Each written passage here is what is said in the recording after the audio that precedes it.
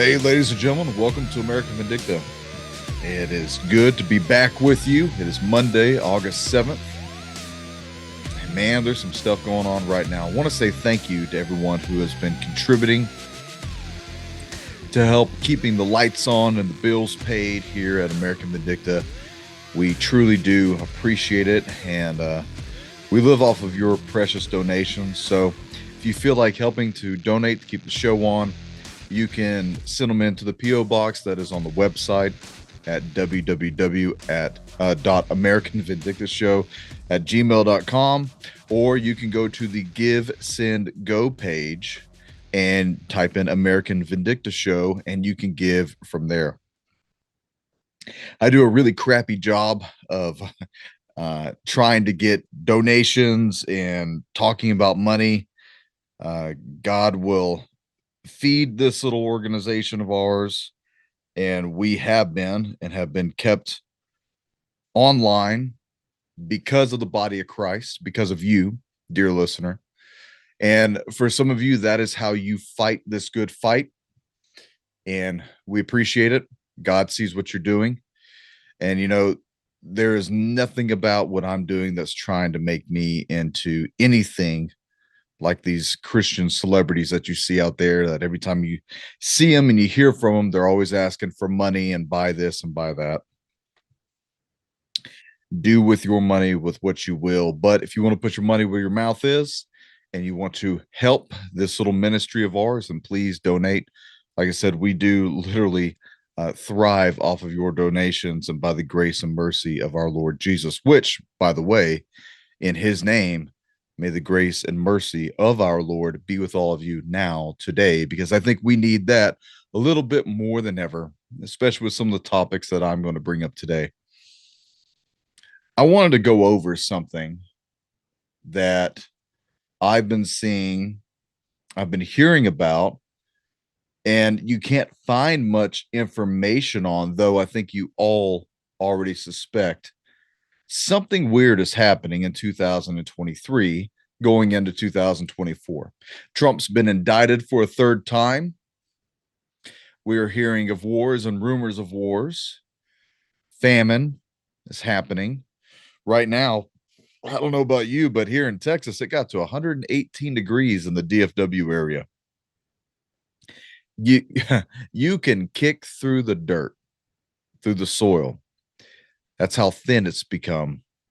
We have had nothing but a plague of crickets and locusts and burnt grass, and man, our poor animals out here, we need some water. The only problem is every time we get rain, the dust just soaks it right up, and it just can't saturate the ground long enough to help sustain the life. So pray for the healing for our nation. Pray for the healing of our nation.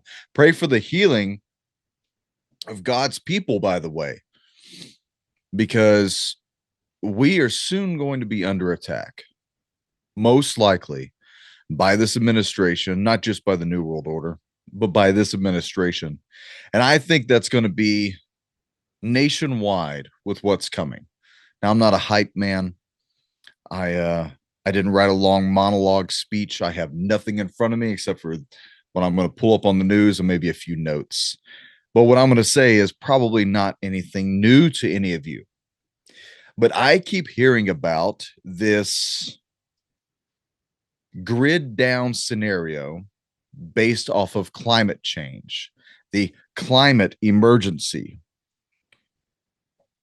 What I have heard through the scuttlebutt of rumors thus far is that Joe Biden is considering having a national emergency based off of climate change, having nationwide rolling blackouts like that never went wrong before, especially not in Texas or in California.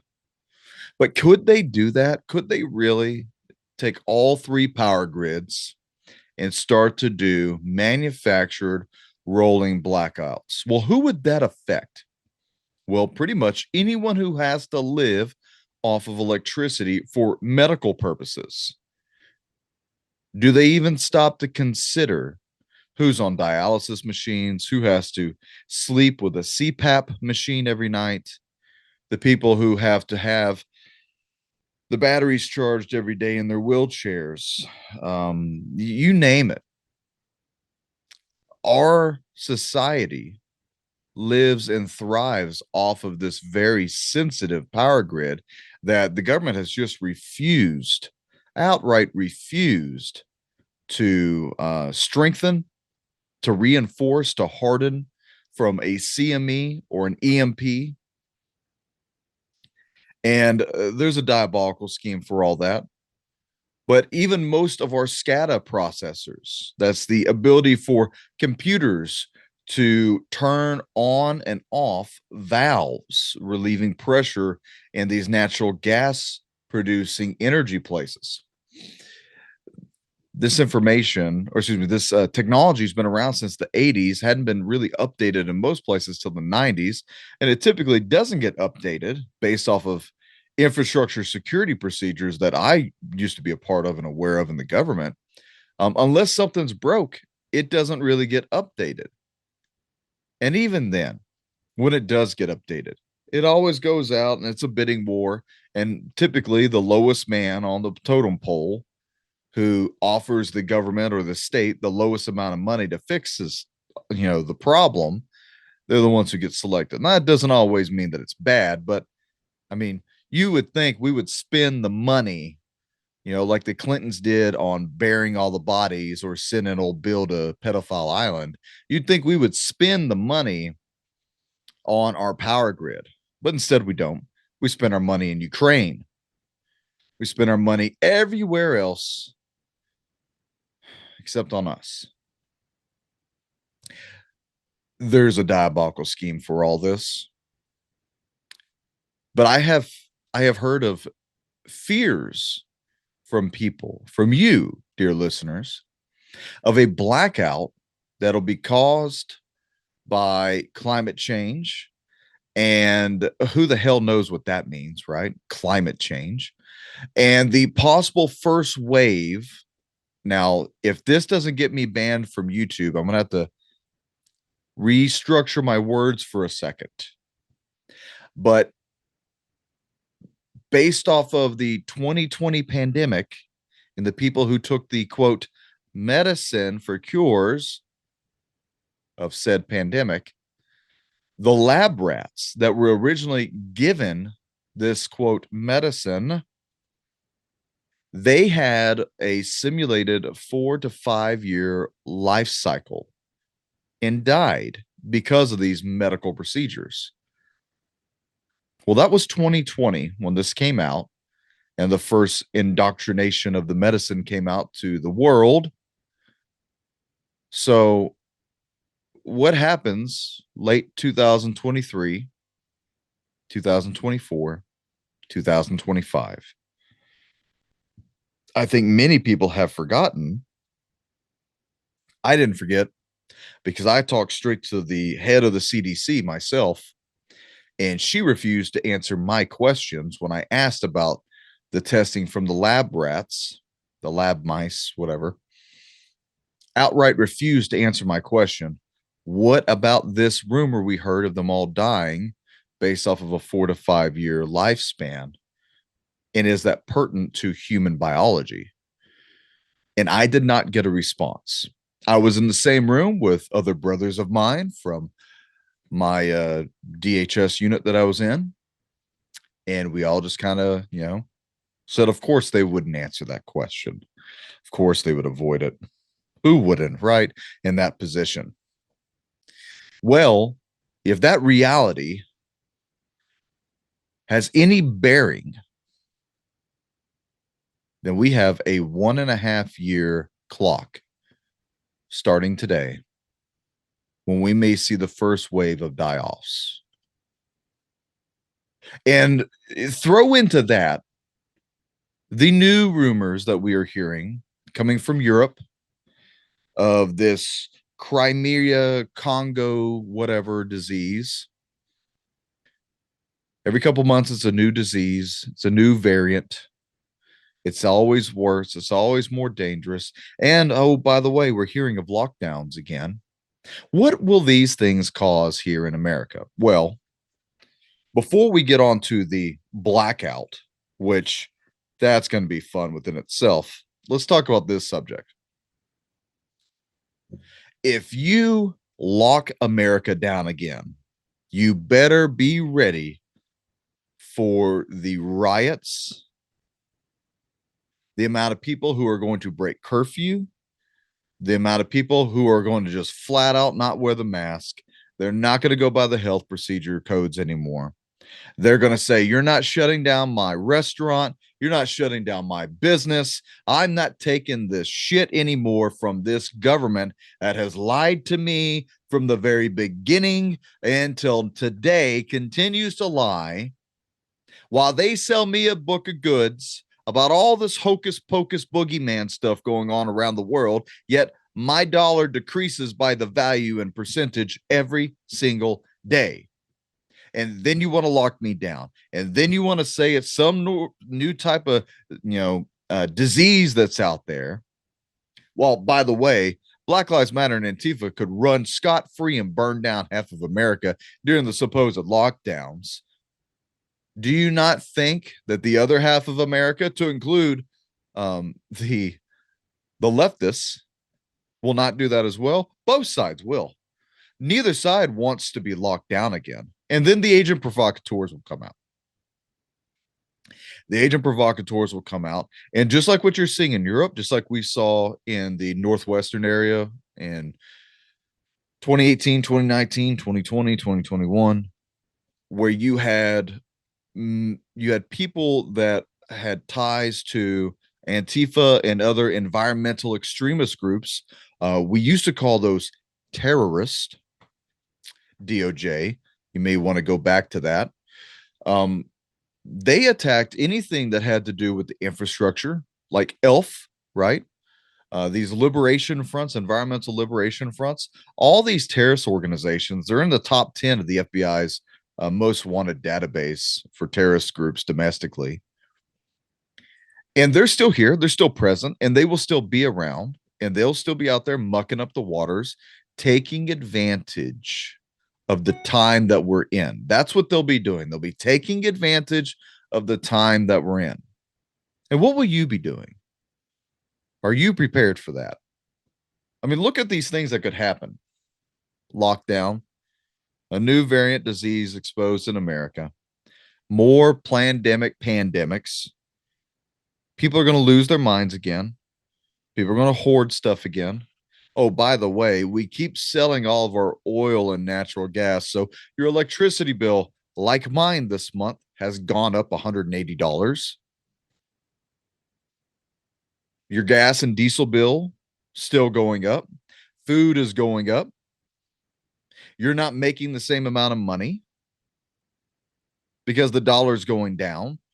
Inflation is still rising. So it's just the, chipping away of the iceberg that will eventually sink into the bottom of the ocean. And that iceberg, the petrodollar, will hit the Titanic called the United States economy. And one of these two giants is not going to survive. And historically, the iceberg wins, right?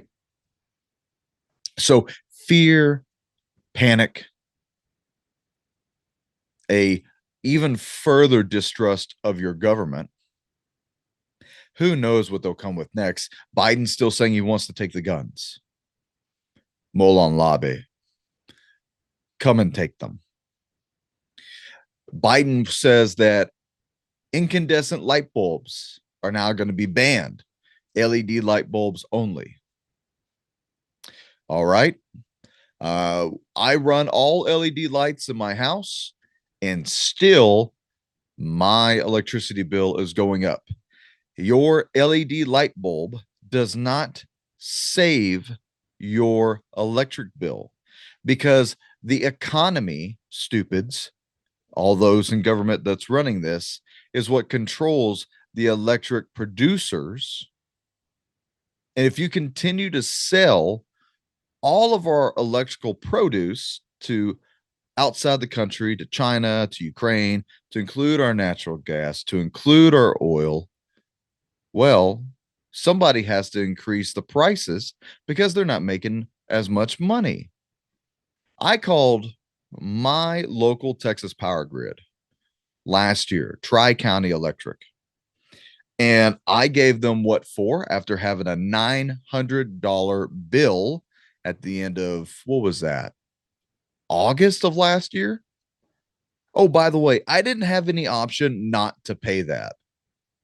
They said, well, you can apply for state funds, but that probably won't account for this month. So you'll have to pay that anyways. I said, what if I don't pay it because I can't afford it because you ass clowns decided to just jack up the prices and you didn't tell anybody? What am I supposed to do? There's tons of us out here. We're not rich. What do you expect us to do paying for that? They said, well, pay for it or the electricity gets cut off. That was the option. That was the only option we were given. I said, I'll call my congressman. And then I laughed. Well, that's a real waste of time. What the hell can Congress do? They can't even pin a crime on Hunter Biden, even though you got what, 5-6 years worth of it? I mean, in his own words, Hunter Biden is a multiple felon. Multiple felon. Maybe the government should hire some cops to do that investigation because the crime spree is all over the place. The totality of circumstances of Hunter Biden needing to be locked up is mind-blowing. And you can't pin nothing on him. And then he gets a sweetheart deal. Look at me segueing because I'm pissed off. Lord help me. I have unclean lips and I am surrounded by people of unclean lips. This is what happens when you get the reprobate nation that is America. People say we're the next Babylon or that we're the spirit of Babylon. Say what you want, okay? But Babylon would blush at what America has done. We have become the most vile, wicked nation on this earth. You can't even get half the pastors.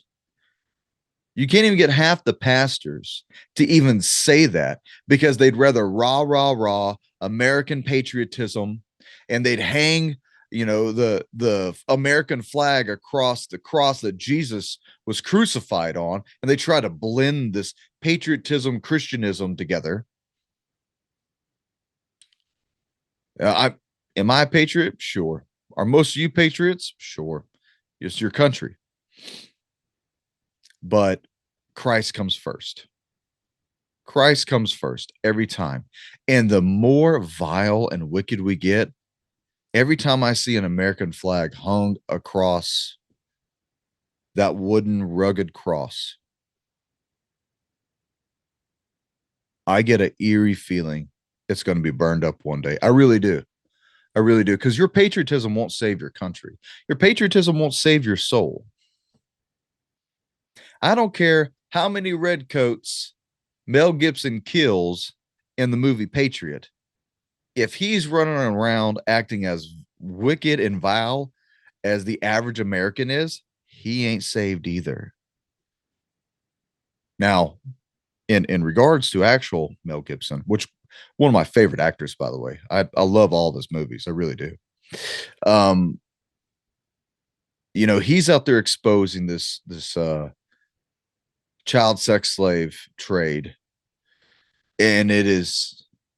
I'm waiting in anticipation for this 4-part series to see who he name drops. He's putting it all on the line. Now, he may not be the greatest of guys. He may not be the best Christian in the world, but he's putting his money where his mouth is. And I respect men like that. Gary Haven does that.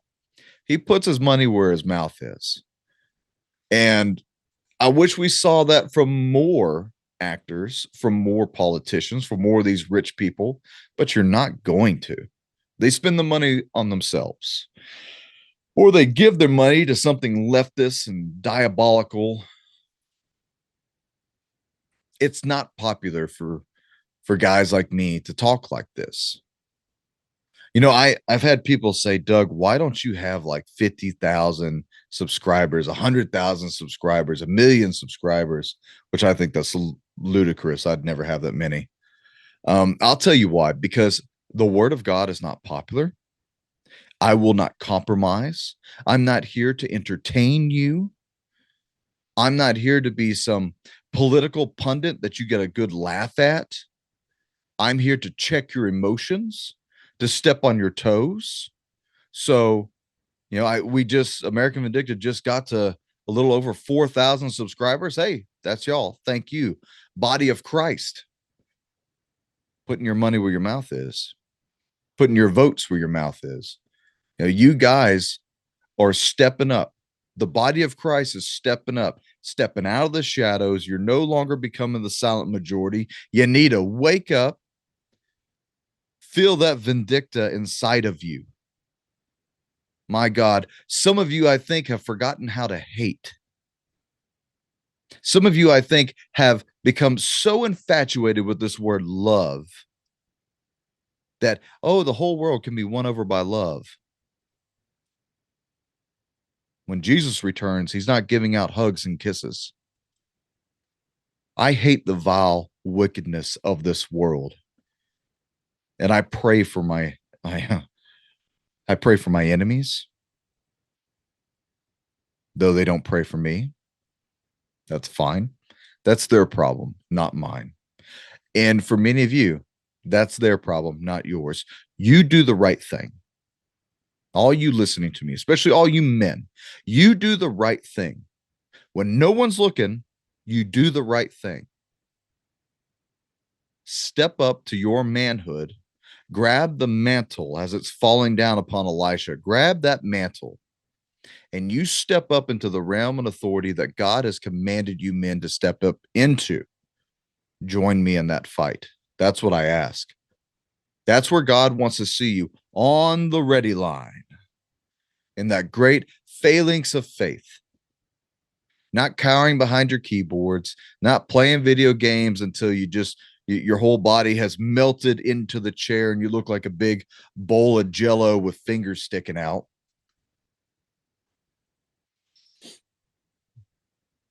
I'm going to say something that's going to offend quite a few of you. Half of you will not survive when the power goes out. Statistically, NERC says that, and that's one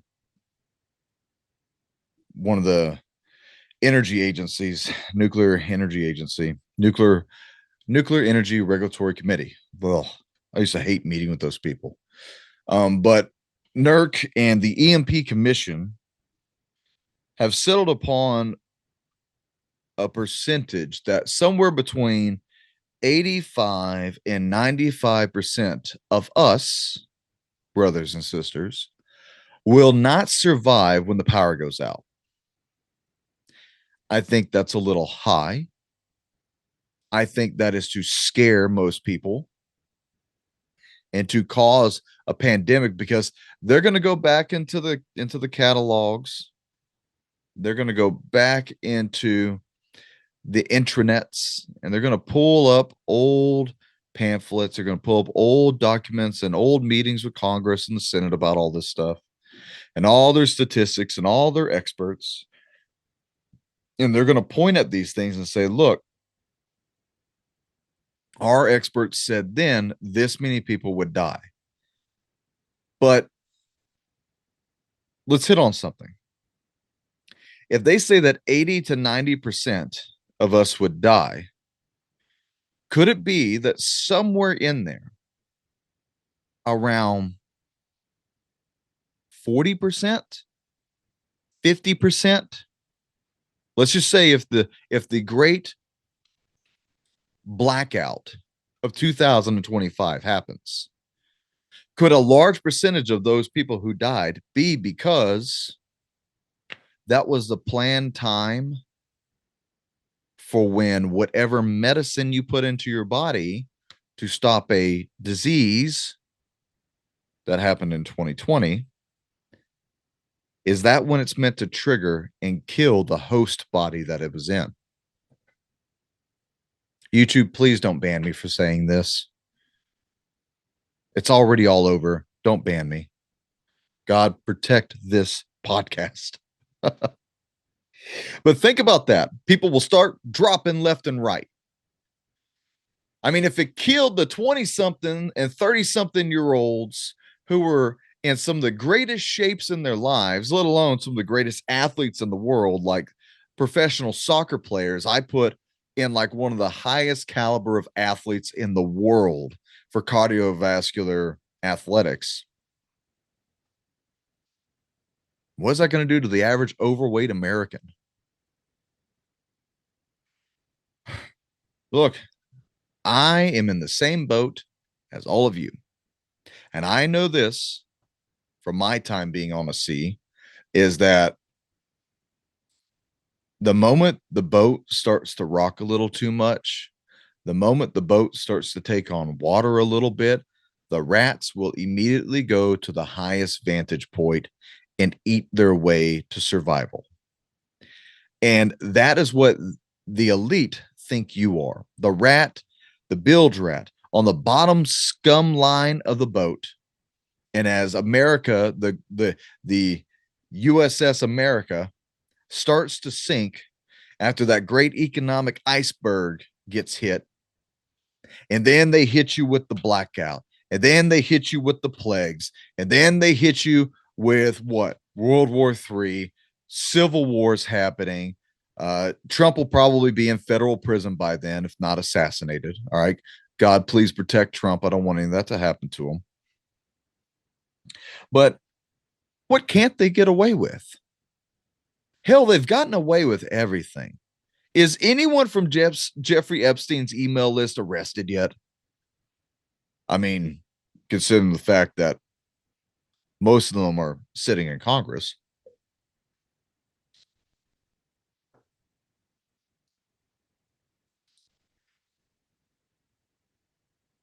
You have a world that has tossed aside righteousness, justice. They have completely tossed aside sanity. They have readopted the old gods, as Rabbi Jonathan Cahn has been preaching about. And so what we're doing is we are welcoming the beginning stages of the apocalypse. Some of my friends, like Jamie Walden, thinks that the apocalypse will happen while we are in our youth.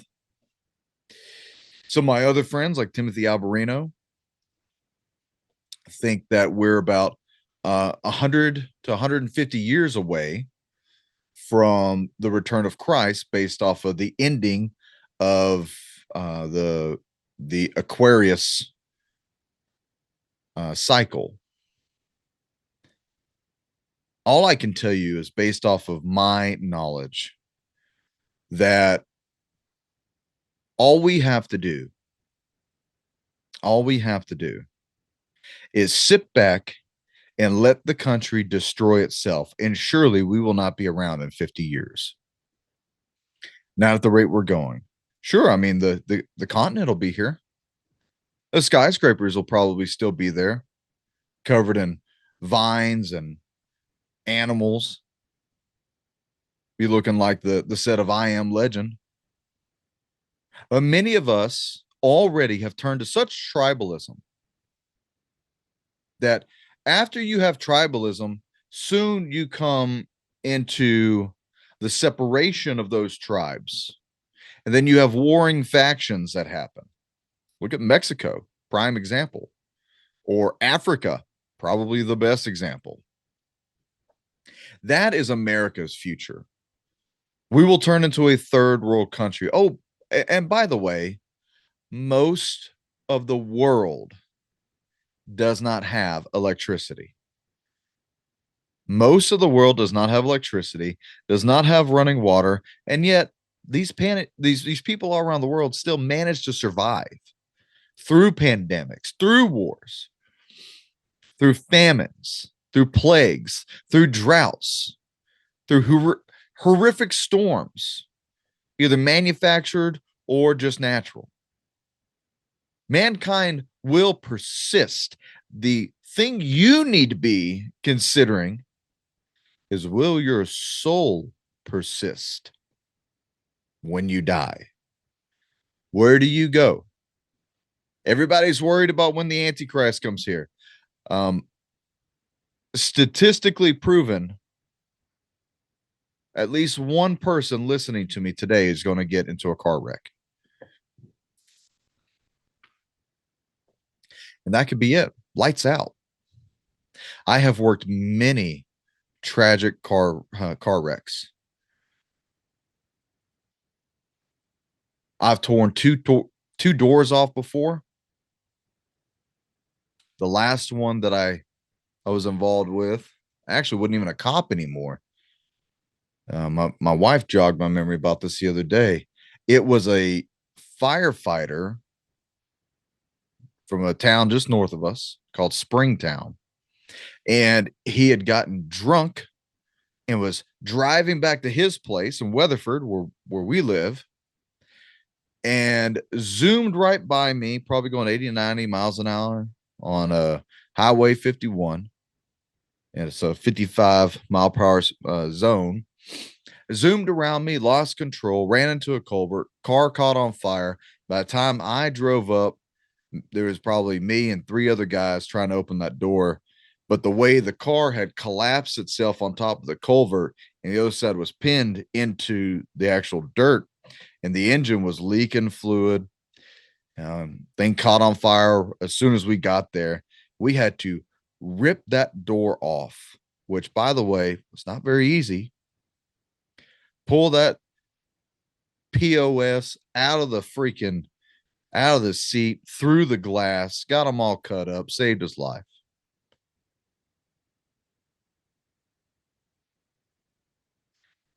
When you don't have emergency responders responding to these anymore, and you don't have the lights on anymore, so you can't take them to a hospital, the wrecker's not coming, what starts to happen with all these little accidents? These little ones. You don't think people are going to get drunk? They're driving around the street, speeding, racing each other? Of course they are. Probably be more of it. You know what these kids won't get out and have a little jackassery fun? Of course they are. Probably more of it. You don't think drugs will be there? Drugs will be so prevalent that there will be a bigger epidemic of narcotics, legal and illegal, when the lights go out than America has ever known before, because people are going to be taking that just to go to sleep, just to relax. People are going to be taking that.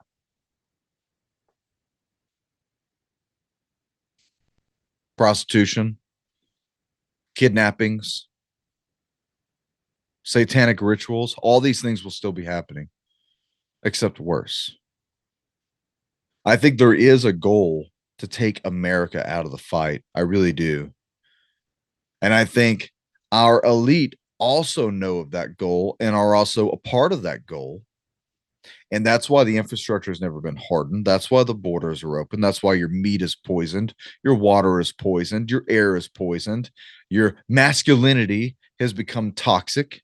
Your femininity has become, I don't know what to explain anymore when I see a guy with a beard who says he's pregnant. And then I have to go, hold on, that's not a guy. That's a lady who took testosterone and cut her hair really short to be a quote man, and then got pregnant to prove what point. I have no idea. But you need to pray for that person. The whole world is going to hell in a handbasket. And Joe Biden is is just Dorothy skipping down the yellow brick road, and we're all in that basket together. What are you going to do about it? Right? That's what I keep getting asked. What can you do about it? What can you do? I can tell you what you can't do. You can't sit back and wait for the government to rescue you. That's not what we were there for. You are your first responder. You need to learn to self-rescue. For many people who listen to me that are in their elderly age, this question becomes very hard. It becomes very hard. And some of you think too much about it. I'm going to be frank with you. Some of you are too paranoid about that question. And I'll say that because guys who do what I'm doing right now, who make a lot of money doing what I'm doing, selling you stuff, scare the shit out of you to enrich themselves. Doug doesn't make money. I get, like I said, I get my paycheck from God or from God's people. I have my disability check from the VA, and I have one sponsor. So I'm in this to say what God has put on my heart. Many of my fellow radio broadcasters, I hope God puts a check in your spirit. And I hope that you come back to your first love and you start preaching the gospel more than this Christian science fiction crap that you've enriched yourselves on. You've made a lot of money for. I know some of you, the fees that you have for speaking engagements are in the thousands. I know at least one guy, it's $10,000 plus his hotel, plus his airline, plus his food, just to get him to speak for 1 hour. And many of you love that guy and his documentaries. My personal feeling is that is sinful. Sinful. Why hold all this information in? So that you can make money off of it? Sure, if that's how you make money, I get that. But what happened to feeding the body of Christ? What happened to preparing the underground church? That's what Jamie Walden and we've had this conversation on air, off air. I don't know how many times. Me and him both are in the red line every month for finances. And we just laughed that, only through God's providence that the lights ever stay on. And I hope more men and women will step up and fill the void of the gray beards that are going to be leaving us soon.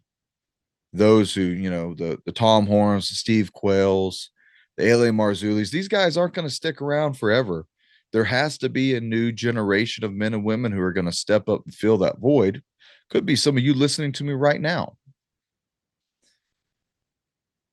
And for those of you who feel that calling, pray on it, pray on it, pray on it, and just take a leap of faith.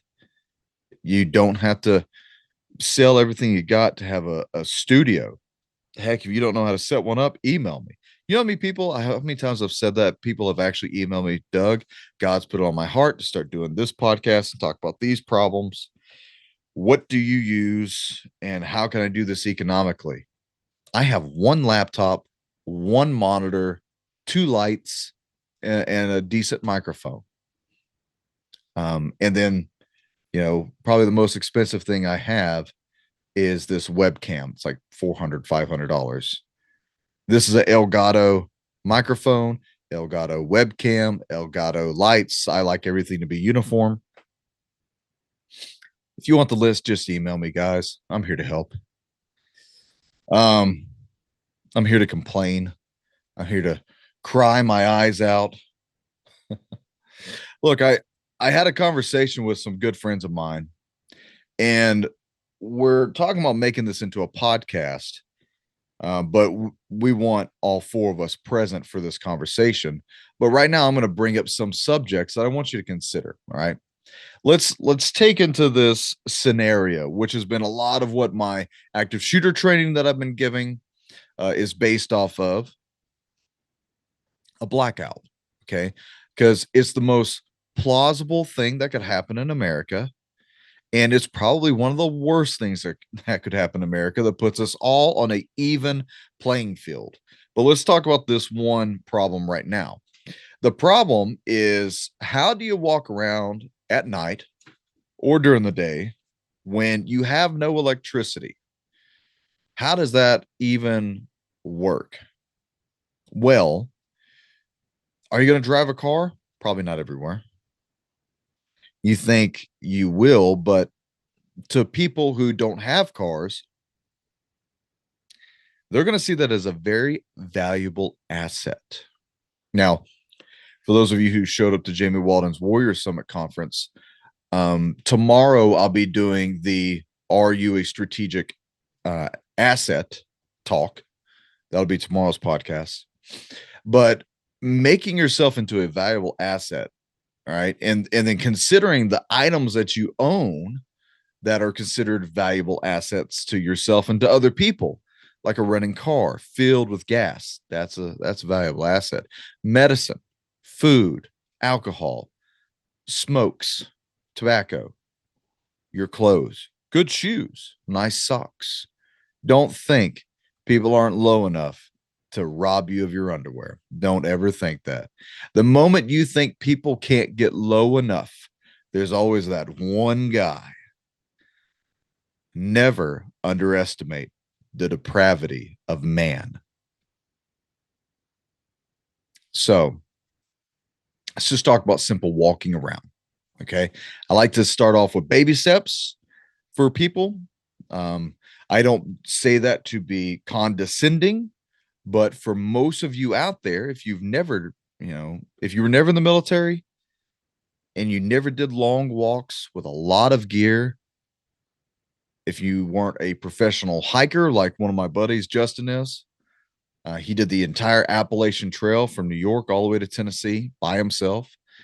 And if you're not that dedicated or you haven't been trained, man, some of this stuff is going to hit you in the face and you're not going to get up from it. All right. Let's talk about some considerations here. And this all involves two different types of environments. You have what I call a kinetic environment and a non-kinetic environment. Okay.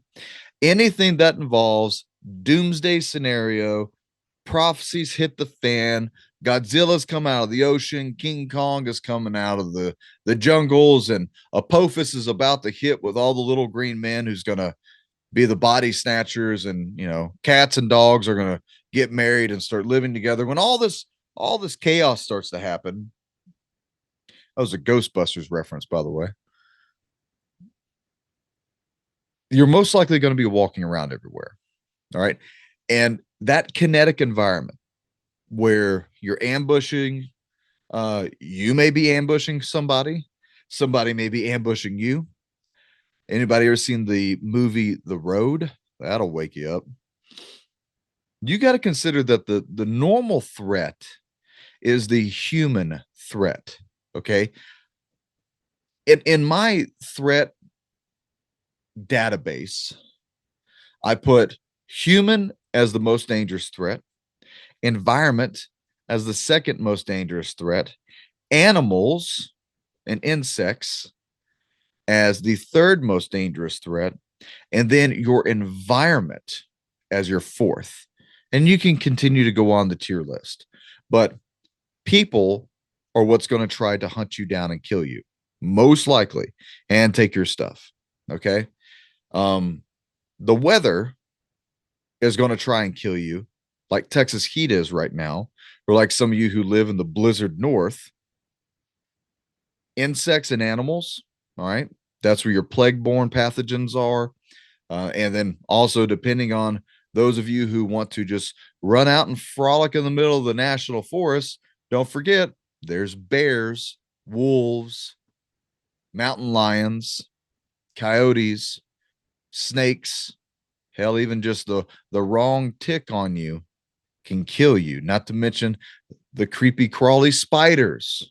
I hate spiders. I would gladly burn down an entire forest if it killed all the spiders and the damn mosquitoes. However, your environment will be the next killer. Buildings that are collapsing, buildings that have asbestos in it or mold in it, the buildings that have broken glass, rubble that you may fall, hurt yourself on, that you may fall, break your ankle on like I did in Iraq. And once again, night vision. For any of you who were there at this last course in Tennessee, we did that little walk without night vision. How was that? Remember how loud all of you were walking? Remember how quickly the dogs alerted to you? Dogs are one of those problems that you're going to have two options: deal with the dogs or shoot the dogs. You shoot the dogs, you wasted ammo, and everybody's going to hear you. And you may not have killed the dog. If you don't kill the dog, damn, those things will bark and holler and howl. We had to shoot dogs all the time in Iraq. So, these are problems many of you are not thinking of. Oh, it's a sweet little puppy. I could never hurt it. Okay, well, when it gives away your position, you'll consider that, because next thing you know, you'll be running.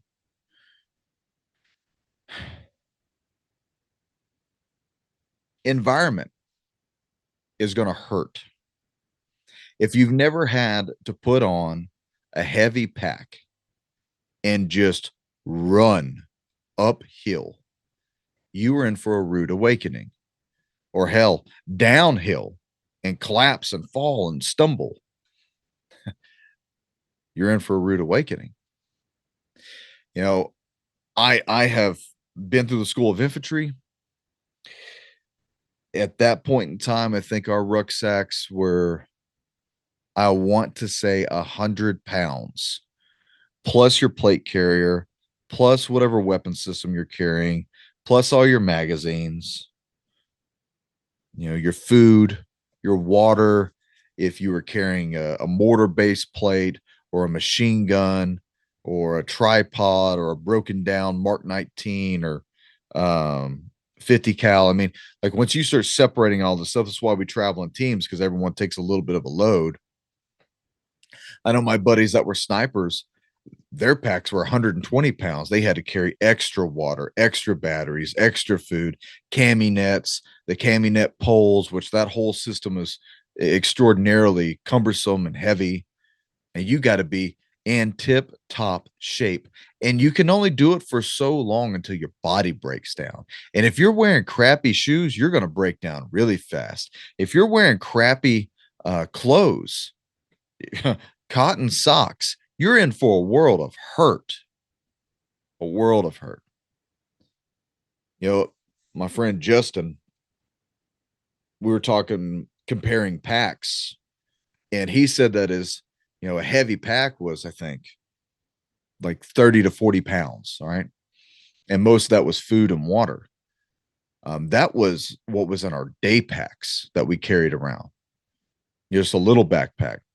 What we carried around in the Marine Corps, at least in the infantry, that's my scope that I speak of. In the Marine Corps infantry, your pack varied from heavy to stupid heavy, and everything was a fast walk. And then you get the damn slinky effect while you're humping up and down mountains. It's the reason why we call it humping. All right. You are literally walking bent over, completely bent over, almost to the point where your elbows and your knees could touch, walking uphill like this. And there's been hills where you could reach out and you could just grab the trail that you're on. And being that I was always a big guy, when I was a squad leader or a team leader, people would attach themselves to my pack and I would have to drag them up it like a train just to try and get up that hill. Well, that tired me out even more. Once again, that's why I always say train, prep, and pray. That training part does not mean go to the gym for 30 minutes. I walked on the treadmill for 5 minutes. I ate a protein bar for 10 minutes, and then I did a few curls for another 5 minutes, and then I wiped my face off for another 10 minutes and I left. That's not working out, though. That's what I see at my own personal gym here in town. Like when I'm in the gym, guys, and once again, guys, all right, that's who I'm speaking to. Ladies, this can always pertain to you as well. But God told me to get on to the man folk, so that's who I'm getting on to. Guys, I am 310 pounds. And I did a 20% incline walk for 15 minutes on like 3.5 miles an hour the day before yesterday, and it sucked. It royally sucked. And I did not do it without gear on or my rifle collapsing itself into my knee or wearing my body armor, which would overheat my core, or a pack, which would make me, counterbalance or off balance. Like, you start, a lot of you guys, if you don't think about this, you start throwing all this stuff on. And if you don't go and walk around with it for a couple hours, you don't know what you don't know. You don't know the kind of crappy boots and shoes you guys are wearing that's going to create hot spots on your feet. And when your feet get rubbed raw, buddy, everything slows down. Your ability to run fast is over. You're going to move slow. You're going to move in pain. It's going to cause fatigue. It's going to make you use up more water, more calories. Your endurance is going to go down, and then your morale goes down. And if you had to run for your life and you're already in that state, man, you're in for a world of hurt, because your adrenaline only lasts for so many minutes. That's why you have to condition yourselves. I'll tell you right now, guys, I'm really big into powerlifting. I love strongman lifting. But I am personally trying to get back down to like 250, 260 pounds. Only because that's what God's been telling me. I need to get back into running shape or fighting shape, because that's what's coming. It's unavoidable. It's undeniable. Fighting is coming to here, to your home, to your state, to your city, to this country. It's inevitable. This government wants it. If we don't have someone invading us, they'll start the fighting for us. That's why I've been saying in 2024, we're either going to have World War III or Civil War 2.0, or both. I don't care which one comes first. In either of these scenarios, the grid is going to collapse. And we're all in a world of hurt if we're not in good shape. If you have diabetes, if you're a smoker, if you're a drinker, if you're on any type of psychiatric drug, if you're on any type of any drug that is life-sustaining. I have an aunt, God bless her. She takes like 20 pills a day for this. She's a hypochondriac for the stupidest stuff. Now, there's going to be points in time where you're going to probably have to live off of ibuprofen and water. You're not going to have ice, most likely. So you're going to have other creative ways to get rid of inflammation in the legs. Easiest way, honestly, to do that is lay on your back, sit your feet up on a tree or against a wall, and let the blood sink out of your legs and go back into your torso. That'll help, but it only helps for so long. For those of you who consider bicycling as a mode of transportation, if you are not seriously going out there and biking every single day, you're going to be in a world of hurt. First time your legs swell up with blood like mine do. Of course, I'm going all up and down Texas Hill Country, but when my legs swell up with blood, man, the movement stops. It stops until all that blood gets out of my thighs.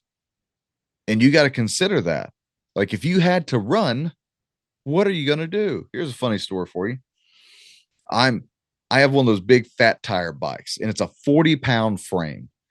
Now, this bike is not meant for, like, break glass in case of emergency. I bought it for training purposes, to make it suck, to make it harder on me to pedal, so that I get myself in better shape, because I want to be back in better running shape. Here I am pedaling the stupid bike You ever seen the circus where you have the bear riding the little bicycle? That's what I look like, okay? It's quite comical. No matter how big the bicycle is, a 300-pound man on a bicycle just looks ridiculous. So here I am pedaling my little stupid bicycle. And then eventually, after about 15 minutes of up and down hills, my thighs swell up with blood, my calves swell up, and I'm not winded, but I just couldn't physically push the bike anymore uphill. And so I stop and I walk and I park my bike on the side of the road and I lean against this cattle guard gate and I'm drinking my water, completely clueless to the about 2,000-pound Black Angus bull who is not happy that I'm leaning against his gate that is literally standing directly behind me now, stomping the ground, snorting. And the first thing I thought of, because all I had on me was a Glock 43, my wife's little Glock 43 9mm, was I cannot run, and I don't think a 9mm is going to kill a bull.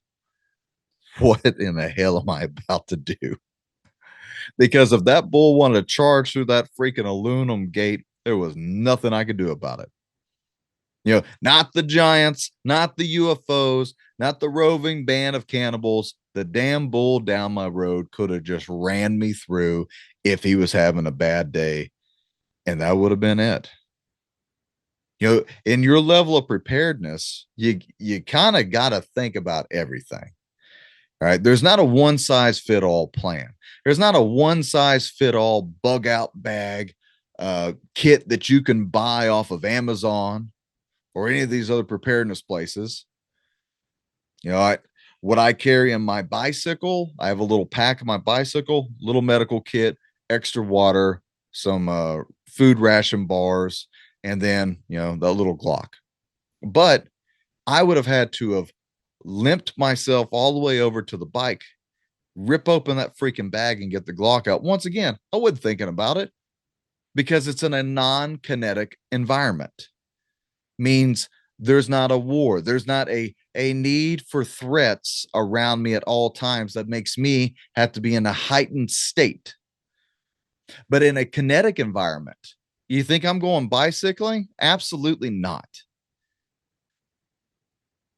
Because until I get that ultralight, super cool $3,000 to $4,000 road bike, like some of my buddies got that are in the Marshals and the U.S. Marshals, those guys that I know of, man. I mean, they do that as like a love. They ride like 100 miles a day. Man, screw that. I'll take my four-wheeler on my side by side. I'll ride a horse before I do that. But consider these things. All right. If you had to be in this kinetic environment, what's your pack look like right now? I did this to Doc Reyes. Some of you know Doc Reyes now. I asked him, EMP hit, your car goes down. All you got is your rucksack and whatever you keep in the back of your truck. Tell me what it is that you typically keep in the back of your truck in that emergency rucksack, and how do you get home? For me, I kept a light backpack with 2 days worth of food that, if need be, I could stretch into 3 days worth of food. But I had water, but water equals ounces, ounces equal pounds, and pounds equal pain. So am I going to carry all the water that I have, or just enough to make me feel comfortable to get me to where I need to be? And I'll stop you right there. Don't ever say, yeah, this should be enough to get me to where I go. Screw that. Throw another 3 or 4 bottles of water in there, because you don't know. You don't know what you don't know.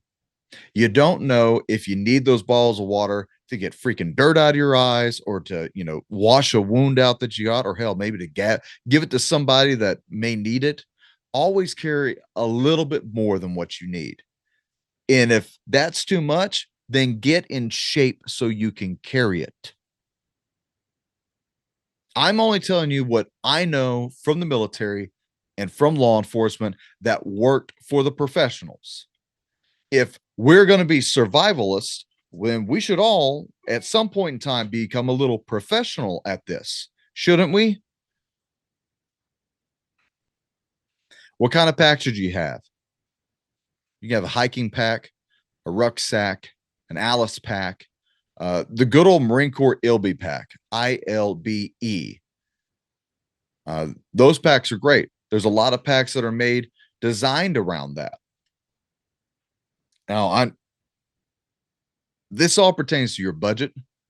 This all pertains to what you think you need it for. Mission will dictate what kind of pack you need and what you need to put in it. Mission will dictate that. If you're going down the road to go do some scavenging, do you need a 100-pound rucksack? Probably not. A couple bottles of water and, you know, your gun and a medical kit will probably suffice. You'd want that pack to throw in any trash that you find along the way that you may find useful. But I want you to consider this. What about your shoes? Okay. So in a typical loadout, now I told my friend Justin this and some of the other guys, I carry like 4 sets of shoes with me. Now that sounds redundant and then ridiculous, but I have my main hiking boots, which are these. These are Oboes, made in America, made in Missoula, Montana. I love these boots. These are the boots that I wore actually when I was in Portland. This was our ass-kicking boots, as some people like to say. They're great. They're lightweight. They're waterproof. My feet don't sweat. I don't get hot spots in them. $230, so they're, you know, they're reasonably priced, and I can replace them quite easily. Now, they don't make these anymore that I know of, but these were some of my other next favorite hiking shoes. And these were from Under Armour, and they had what was called the Fat Tire treads. Now, that's like 2 inches of just solid cushion. And when you're walking for a long time, the joint impacts as you're walking or jogging, you know, especially with carrying a loaded system like a full rucksack or anything that's load bearing on your shoulders. Good shoes. That's how you increase your endurance. What about this? These are my other shoes that I would carry. Oh, and by the way, with those Oboes, yeah, they're tactical, but not really. Those are hiking boots. The outside of them is leather, so it has some element of fire resistance to it. It's not fireproof, but it has some elements of fire resistant, water resistance. If need be, I can kick in a door. If need be, I can stomp your face in with it without hurting my feet. I could walk across broken glass, which I have many times in those boots. They will help protect my feet from anything pointy, sharp, dangerous, whatever. Maybe not from every nail, but from, you know, the general things that your feet may be walking over on top of when prophecy hits the fan, right? Like rubble. Now, those other shoes that I just showed you, the Fat Tire shoes, they will not. Glass went straight through one of them. So they're not water resistant. They're not fire resistant. But what they do is they give me the ability, depending on the mission, depending on the scenario, the situation will always dictate what you do. Okay. Is if my feet are hurting and I want fresh shoes to wear that will help revive my energy, I will put those suckers on, because it's like walking around with a kitten attached underneath your foot. That's how comfortable they are. I don't know how many of you sickos ever attach kittens to the bottom of your feet and walk around. Don't do that. But if so, these shoes is what that feels like. But I have these 2 shoes, and then I either have sandals or my Vibram toe shoes, and those are used for water crossing because I don't want any of my shoes to be wet. And then from there, It's just your regular old sandals because I want my feet to air out, to dry out. Because if you don't take care of your feet, that's the first thing that goes. When your feet hurt, when you have um, inversion foot, jungle rot, when man, I mean, I have seen people's feet look so bad because they wore cotton socks. They didn't change their socks. They didn't keep their feet dry. They didn't put on a fresh set of boots or tennis shoes, and they didn't let their feet air out. And the bottom of their foot just separates. It just separates. Um, in this type of post-apocalyptic America, you're done when that happens. You're done. You are bedridden for a couple weeks, maybe a month. And if you ain't got a bed because you're in the middle of the forest and that was where you survived and you didn't plan right, you didn't pack the right shoes, the right socks, which I say wear merino wool socks for the most part. Um, smart wool, I think, and darn tough socks. Those are the socks I typically wear. If you're not thinking about your feet first, man, your whole plan is going to fail. Okay. What kind of clothes? Let's talk about clothes. You don't want heavy clothing when you're out rucking or humping or hiking, whatever verbiage you want to use. Light clothing that has some elements of water resistance to it, that's not going to cause friction burns between your thighs, that is not going to cause hot spots on you. When you get a hot spot, you get a blister. If you don't take care of that or if you don't take care of that right away, those blisters then fester and then you get an infection. Well, there goes your immune system at work. Now you're burning calories. Then it may actually get infected and now you're sick. And if you ain't got the right type of equipment or medicine to treat that with, or the know-how of how to use your environment to treat anything that is festering, well, that's how you can die in the middle of the woods with a piss poor plan. So, what are some of the items that I would keep in my pack? Okay, it's very simple: compass, two tarps, three tarps if need be, one tarp on the ground, one tarp to go over the top of me, and then another tarp for if I need to double up on anything or create a wall. Um, I would have a saw, a small hatchet, a felling axe, which are two different things. Okay. A small hatchet, a felling axe. From there, I mean, honestly, you don't need a bunch of change of clothes. Two pants will suffice. The pants you're wearing, and then two extras. If it's winter, pack according to winter. If it is anything but winter, wear very light clothing because you're going to get hot, your body's going to overheat, you're going to sweat, and have a small towel. Always have a small towel. There's multiple uses for small towels. Um, I would wear moist wickening underwear, moist wickening shirts, moist wickening clothing of any kind. Don't wear heavy cotton. Um, I mean, I know there's a lot of really expensive, cool, tactical clothing that's out there. Think light. You want to move light. You want to be light. You want light shoes. You don't want heavy, clunky shoes. Because once again, we're talking about a kinetic environment. You need to be fast. Speed is your friend. Agility is your friend. Reliable gear is definitely your friend. Buying everything off of Amazon and keeping it in your, locked away in your doomsday prepper closet until the day you need it is probably not wise. Get out and use it in this non-kinetic environment while you can. Food, water, that's a given. Medicine, that's a given. First aid kit, that's a given. All these things would be in my rucksack.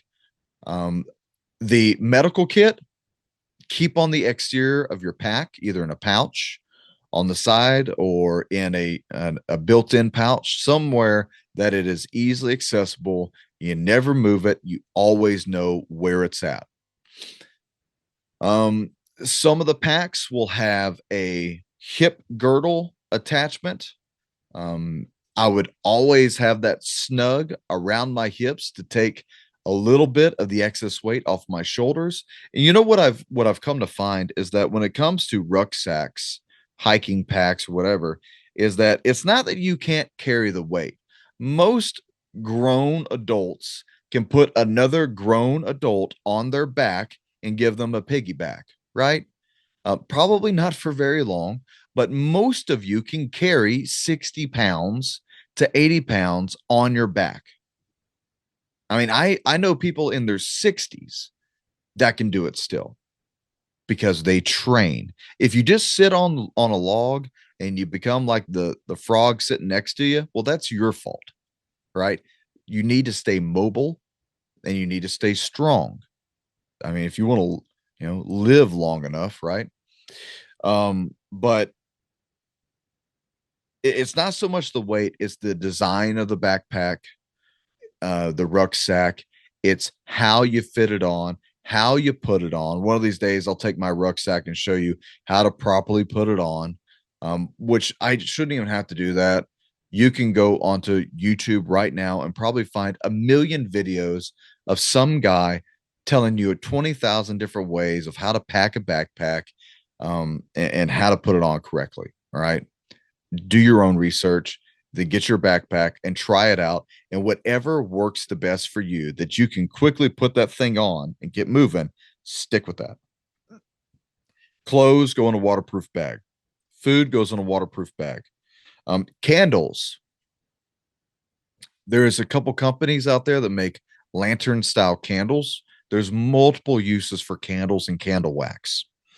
I would have fire making gear, cordage, cutting tools, your implements for combustion.